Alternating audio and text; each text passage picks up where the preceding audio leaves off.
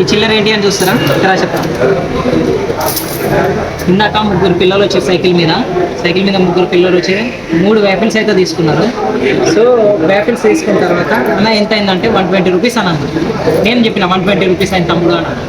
అయితే వాళ్ళ pocket money తీసుకొచ్చి అంటే రెగ్యులర్గా వాళ్ళ డాడీ మమ్మీ వాళ్ళు 5 రూపీస్ 10 రూపీస్ అట్లా ఇస్తారు కదా. సో ఇవన్నీ దాపెట్టుకొని వచ్చి యాపిల్స్ తినిపోయారు. ఇవి 120 రూపీస్ ఉన్నాయి. ఇవి చేయించు 120 రూపీస్ ఉన్నాయి ఇవి. వాళ్ళు ఎన్నో రీల్ చూసేసి వచ్చి మన తను తినడానికి మన తన టేస్ట్ చేయడానికి అయితే వచ్చారు. అలా బాగుందని చెప్పిపోయారు.